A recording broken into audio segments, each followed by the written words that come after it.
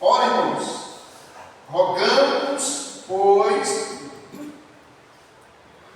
pela vinda de nosso Senhor Jesus Cristo e pela a nossa reunião com Ele, que não vos movais facilmente de vosso entendimento, nem vos perturbeis, quer por espírito, quer por palavra, quer por epístola, como de nós, como se o dia de Cristo estivesse já perto. Ninguém de maneira alguma vos engane, porque não há de ser assim, sem que antes venha a apostasia e se manifeste o homem do pecado, o filho da perdição, o qual se opõe e se levanta contra tudo que se chama Deus ou se adora, de sorte que se assentará com Deus no templo de Deus, querendo parecer Deus. Não vos lembrais de que estas coisas vos dizia quando ainda estava convosco? Agora vós sabeis que o detém para que a seu próprio tempo seja manifestado. Amém? A igreja pode sentar em nome de Jesus. Deus é muito bom. Deus é maravilhoso. O zelo de Deus sobre nossa casa, sobre nossa vida, é o motivo que nós estamos nesse lugar, em nome de Jesus, mesmo diante da dificuldade, mesmo diante dos problemas, aleluia, das lutas. Deus, Ele tem sido bom conosco, em nome de Jesus. Ontem, conversando com algumas pessoas na reunião ministerial, aleluia, da necessidade de nós, como crentes, pessoalmente, eu e você que está aqui nessa manhã, ser responsável em cultivar uma vida de integridade, aleluia, louvado a Jesus, de eu vou me preparar, né? Tem muita gente dizendo, eu vou me preparar, então eu não estou preparado. A gente vai falando às pessoas, aí você quer aceitar Cristo, quer reconhecer Jesus como seu Senhor e Salvador, você quer se arrepender dos seus pecados, aí alguém diz para mim, eu não estou preparado, eu vou me preparar. Quem já passou para o lado de Cristo, aleluia, às vezes não assimila essa salvação, porque a salvação, irmãos, ela é nos otorgada a partir do momento que eu aceitei Jesus. Eu sou salvo. Quando eu decidi louvar o Senhor Jesus, aleluia, reconhecer Jesus como meu Senhor e me arrependi dos meus pecados, e é a senha para acesso aos céus, é o arrependimento dos pecados, então eu já passo a ter o nome escrito no livro da vida. Isso é automático. Louvado seja o nome de Jesus. Às vezes você não percebe, mas você já é transportado, como diz aí o livro de Colossenses 13, do reino das trevas para o reino do Filho do seu amor. Você já é transportado, você já tem vida. Aleluia. E aí, irmãos, qual é a nossa esperança? O crente ele não pode perder esperança, irmão. Porque a esperança, ela não deixa o seu coração ficar turbado. A esperança, ela não traz confusão, né? O crente, ele espera. Abraão, no nosso Jesus, aleluia, mesmo já de idade, aí, faz um relato aí, Romanos capítulo 4, versículo 21 em diante, que Abraão, o nosso Jesus, mesmo contra a esperança, ele acreditou, né, na promessa do Senhor, no nosso Jesus, e Deus imputou isso por justiça. E quando Paulo está escrevendo aqui, essa é a segunda carta, né, escrita por Paulo, né, e tida como uma epístola da parte de Deus, palavra de Deus, conhecida como palavra de Deus, aleluia, à igreja de Tessalônica. E ali ele não está falando, aleluia, de coisas simplórias do dia a dia, está falando, aleluia, de um momento que a igreja vai passar, que a igreja, aleluia, vai estar envolvida, mas que essa igreja ela tem que estar, aleluia, atenta, né? Atenta, ela não pode estar desatenta. E Jesus, ele fala isso em Lucas, ele fala isso em Mateus, ele fala isso em, aleluia, em Marcos, que a igreja precisa estar apercebida em oração e de olhos abertos. Então a igreja não pode estar, se dar o luxo de estar, né, brincando, andando de qualquer forma. E aí aqui ele diz, irmãos, versículo, rogando-nos pela vinda do nosso Senhor Jesus Cristo. Ou seja, ele ora. Por isso que ele escreve em Coríntios, Maranata, hora vem Senhor Jesus. Essa esperança ela não pode ser perdida. E aí, pela nossa reunião com Ele, em 1 Tessalonicenses, capítulo 5, no próximo Jesus, ele diz, aleluia, perdão, 4, versículo número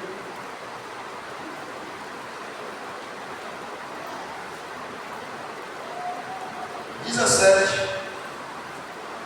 Depois, nós, os que ficamos vivos, seremos arrebatados juntamente com Ele nas nuvens, a encontrar o Senhor nos ares, e assim estaremos sempre com o Senhor. Então ele está falando, quando ele fala aqui nessa reunião, ele está falando desse momento especial, esse momento escatológico, né, que ele seja futuro, e a igreja do Senhor vai estar passando esse momento, aleluia, do nosso Jesus, e vai nos dizer aqui que estaremos reunidos com Ele. Mas nesse fato, ele fala algo importante, e aí você não pode se mover facilmente, que aquela igreja naquele momento não podia estar ali, né, dando ouvido a qualquer situação. E ele fala 3 coisas aqui, que a igreja não poderia, né, aleluia, se mover por espírito, por palavra ou por epístola. Ou seja, ele sabia, como Senhor Jesus, e quando ele fala aqui por espírito, ele está falando espírito com letra minúscula, porque ele alerta lá em Timóteo, ele diz lá, sabe, porém, que nos últimos dias alguns apostatarão da fé, dando ouvido a quem? A quem os crentes vão dar ouvido? Espíritos enganadores. Espíritos enganadores. Então a igreja, nossa Jesus, e aí, irmão, como eu devo ser responsável no meu comportamento, no meu relacionamento com o Espírito? Eu preciso ter sensibilidade do alto para saber dia após dia, manhã após manhã, que o Espírito de Deus, até com o meu Espírito, eu sou o quê? Você é o quê? Filho de Deus. Isso precisa ser uma confirmação, aleluia, em nome de Jesus, o seu Espírito, letra minúscula, com o Espírito de Deus, letra maiúscula, que você é filho de Deus, em nome de Jesus, aleluia.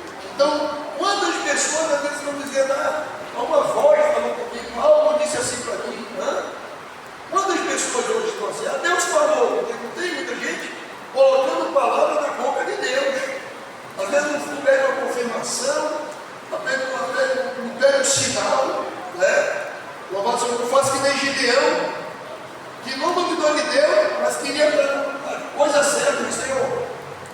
As folhas ficam molhadas e ao redor fica molhado, fica seco. Senhor, agora a esponja fica seca e ao redor fica molhado. E Deus confirmou. Então nós precisamos, nós temos que saber que Satanás ele se transforma em anjo de luz para enganar muitos. Então a igreja não pode cair, aleluia, nesse engano, nesse vendaval de engano do nosso Jesus. Aleluia. Segunda, por epístola, né, irmão? Hoje a gente tem um problema sério. Eu não vou dizer aqui que os irmãos estão aí fazendo mesa branca, né? Invocando o demônio. Pessoas sendo incorporadas aí, escrevendo, né?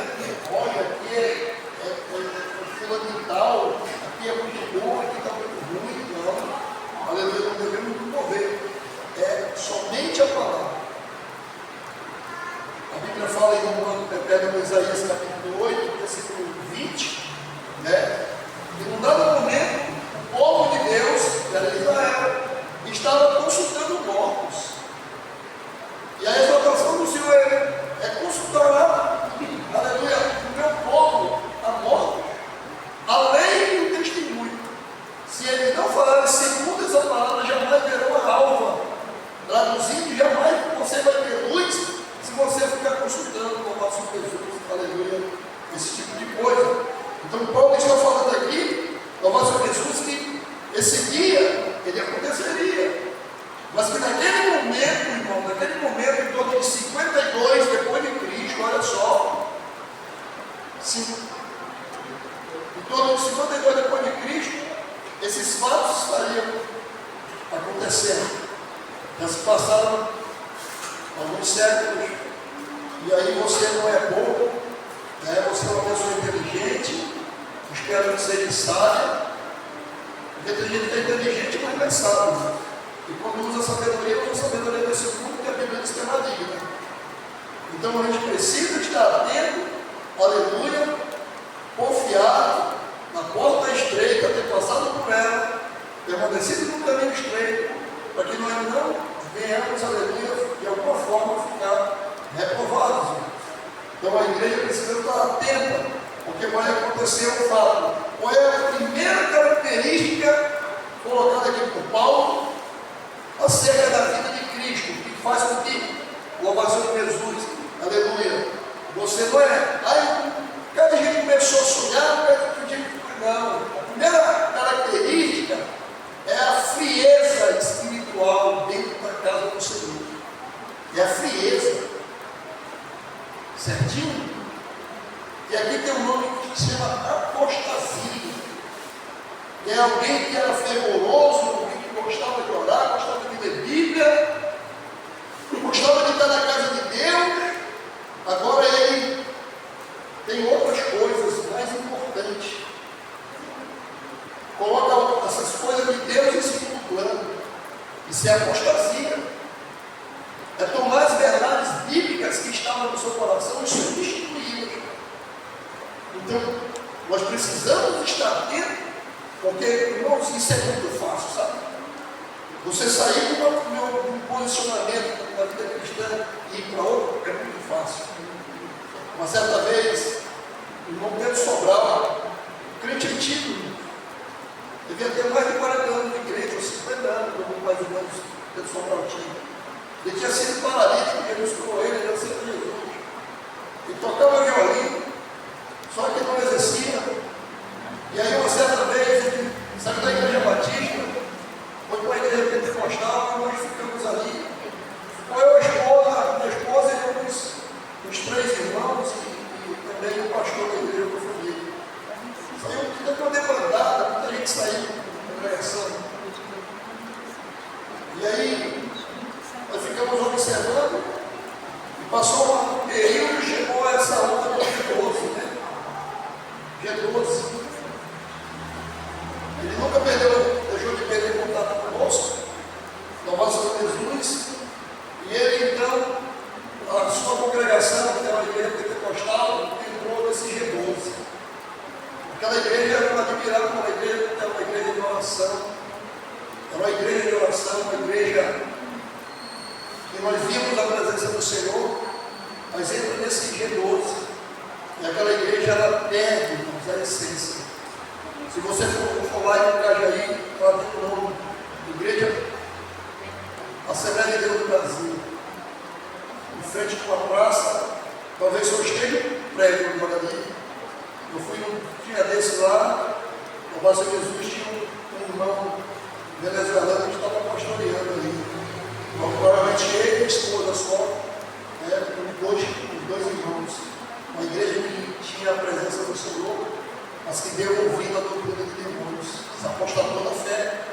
Aí o Pedro Sobral ele foi para o G12 e ele chegou dizendo para mim: eu tenho tantos anos de crente, mas agora que eu conheço Jesus, eu digo, irmão, dá licença, o senhor está sendo ludibriado, o senhor está sendo enganado, porque não funciona assim.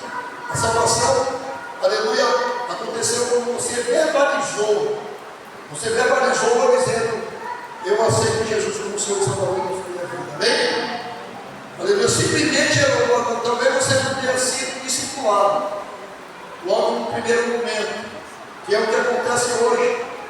Muita gente não quer sofrer discipulado, aceita Jesus, mas não quer sofrer. Sofrer não, ser abençoado com o discipulado, não quer. Acha que não tem necessidade. E nós que estamos aqui somos culpados disso, porque não estamos habilitados para discipular. Essas pessoas não tinham espírito de engano. Os demônios, às vezes, ela é salva, mas os demônios ficam lá, com as suas garrinhas lá, e com os seus carrapichos, e isso precisa se tirar. Então o Pedro Sobral ele disse: olha, eu agora que conheço a igreja, o senhor está sendo roubado e enganado. Irmão Pedro Sobral, eu acho bom o senhor orar. O senhor é homem de oração. Eu acho bom o senhor orar para Deus me dar uma direção. Passou 6 meses, ele chegou comigo e disse: pastor, nós já estamos aqui na palavra de Deus, e se eu vou congregar com o Senhor, eu conheço a sua vida, eu vi o Senhor no mundo e vi o Senhor crente, agora eu quero congregar com o Senhor aqui. Ele passou a congregar conosco, o nosso Jesus, e agora está com o Senhor. Então nós precisamos estar atentos para não sermos ludibriados. Aleluia. A apostasia nasce. Alguém perguntou para mim: o céu não tinha pecado como Satanás ali? Ele se revelava para Deus, porque houve vaidade no coração dele, houve orgulho no coração dele. Geralmente o apostatado, ele não dá ouvido, ele não se deixa ser conduzido, ele não se deixa ser orientado. Irmãos, eu estou falando para vocês aqui, é algo muito importante para a sua vida cristã. É algo muito importante nesses dias. Nós não podemos, no nosso Jesus, aleluia, estar brincando, porque o Saul, Esaú, eu confundo Esaú. É o Saul. Esaú é o irmão de Jacó, né? Esaú, ele teve tudo nas suas mãos, mas ele vendeu porque não valorizou o direito da primogenitura, ele perdeu a bênção. E sabe o que a Bíblia diz sobre isso, Hebreus? Como escaparemos nós se rejeitarmos o quê? Uma tão grande salvação. Então a apostasia, ela não entra, ela não vem de fora, ela nasce dentro de você. É aquele cansaço que vai batendo, aí eu vejo o crente dizendo: não, estou muito cansado. E o que a Bíblia diz sobre o cansaço? O que a Bíblia diz sobre o cansaço? Vinde a mim, vós que estáis no quê? Cansado, irmão? O que ele faz com você que está cansado? Se você for dele. O que ele faz? Ele alivia o fardo, irmão. Ele, aleluia, ele dá força ao cansado e ele glorifica aquele que não tem vigor. É isso que ele faz. Aí, toda a dúvida não dá. Eu pedi ontem a irmã queria orar. A diaconisa, olha essa.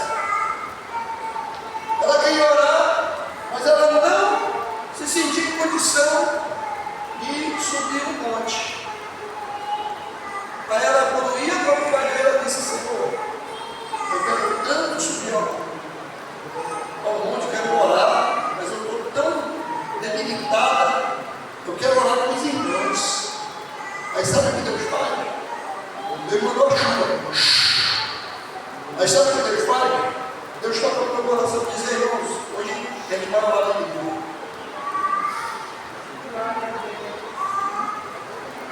Nós oramos na igreja e nós oramos com o nosso corpo. Você entende que Deus cuida da gente? Você entende que Deus, aleluia, Ele quer que você tenha comunhão com o Espírito dele? Você entende que você, aleluia, você não pode ser guiado por qualquer outra coisa, e você só tem duas possibilidades: de ser guiado pelo Espírito ou ser guiado pela carne. Quem é que está guiando a sua vida? Quem é que está dirigindo você? Aleluia. A apostasia do nosso Jesus, aleluia, chega naqueles que não são guiados pelo Senhor, que não permitem serem empoderados, que não permitem, aleluia, serem obedientes, que dão um luxo de quando eu vejo crente de arte, nem se desse jeito, eu fico preocupado com a sua vida. Eu acho isso, eu fico preocupado com a sua vida, porque nós temos que viver ancorado à palavra de Deus. Então, o primeiro fato é que vai acontecer uma apostasia. Paulo diz: ninguém de maneira alguma vos engane, porque não será assim sem que venha a apostasia. E o segundo momento, se manifeste o homem do pecado. Então vai estar o teatro de operação, ou seja, quando eu falo teatro de operação, eu estou falando como se estivesse no campo de batalha, está aí todo estruturado, está armado. Muitos já têm dito que talvez essa pessoa já esteja convivendo com o nosso meio. Já esteja no nosso meio. Muitos. Porque todo o processo está pronto. A Bíblia diz aqui que ele vai se assentar no trono de Deus, querendo ser Deus. Ou seja, no tempo. Você sabia que o tempo está todo estruturado já?